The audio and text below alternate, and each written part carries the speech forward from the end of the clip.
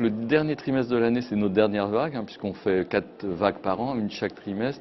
Dernière vague de l'année, stable. Alors c'est intéressant que l'indice soit stable dans une période où on a vu que le score du moral des ménages était encore à la baisse sur novembre et que globalement l'indice d'image des entreprises sur l'année est passé de 30 à 43, donc a progressé de 43% précisément, ce qui est un score important, sachant que le moral des ménages a plutôt diminué tout au long de l'année. Donc stable, compréhension des choses extrêmement simples. Les Français continuent à penser qu'aujourd'hui, pour les sortir de la crise, ce sont encore les entreprises qui sont le mieux placées. Trois gagnants, le secteur celui qui progresse le plus, c'est le secteur bancaire, puisque l'indice moyen de la banque progresse de 5 points. Alors on retrouve la segmentation habituelle de la banque et on le retrouve ici, puisque on peut voir que vous avez en 6e place le Crédit Mutuel, la Caisse d'épargne qui est en 9e et Groupama qui est aussi un groupe mutualiste d'assurance qui est 10e. Donc une segmentation. Dans la première partie du tableau, vous allez retrouver les mutualistes et dans la dernière partie du tableau, vous allez retrouver la banque capitaliste classique cotée en bourse. Donc un secteur qui remonte pour une raison simple, c'est qu'on s'éloigne de la crise.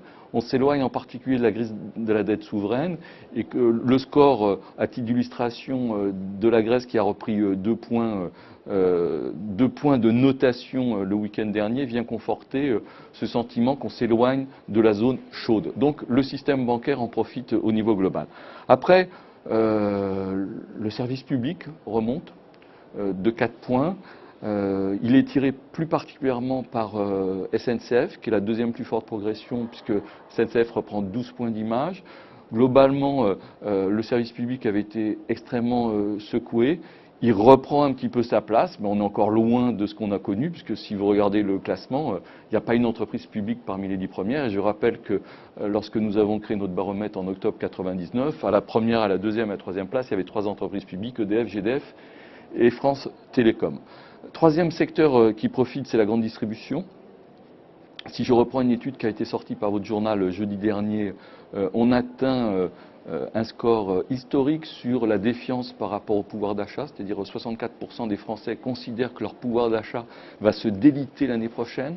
On n'avait jamais obtenu des scores comme ça. Donc mécaniquement, lorsque la problématique pouvoir d'achat monte, en même temps, l'image de la grande distribution, qui est censée défendre le pouvoir d'achat, monte également.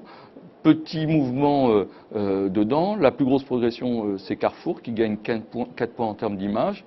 Et puis, la deuxième chose, c'est que Leclerc reprend son leadership par rapport à Intermarché, qui lui avait volé au baromètre du troisième trimestre. Donc, une grande distribution qui, globalement, se porte bien. Et quand la grande distribution se porte bien, et lorsque la problématique pouvoir d'achat est une problématique centrale, un secteur à l'opposé n'en profite pas, c'est la téléphonie, puisque la téléphonie est le deuxième secteur à le plus régresser, puisque la téléphonie perd 4 points d'image.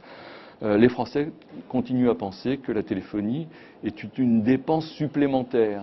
Et lorsque déjà on a du mal à boucler les fins de mois, ces dépenses supplémentaires, lorsqu'on a 2, 3 enfants qu'il faut rajouter à chaque fois un forfait, ça devient extrêmement lourd. Et dans cette segmentation, il y a une évolution des choses. De la même façon, puisque le pouvoir d'achat est central, c'est l'entreprise qui est la plus performante, entre guillemets, sur les prix, en tous les cas la plus offensive, c'est Free qui est le moins pénalisé. Sachant qu'on a un vrai combat global entre Free et Orange. Free est leader sur les moins de 35 ans, Orange est leader sur les plus de 35 ans. Donc on a deux visions un petit peu du monde, sachant que Free, comme Orange, a un noyau dur qui est extrêmement important, et surtout Free a 18% de très bonnes opinions, Orange en a 15, 18 c'est un score très très élevé.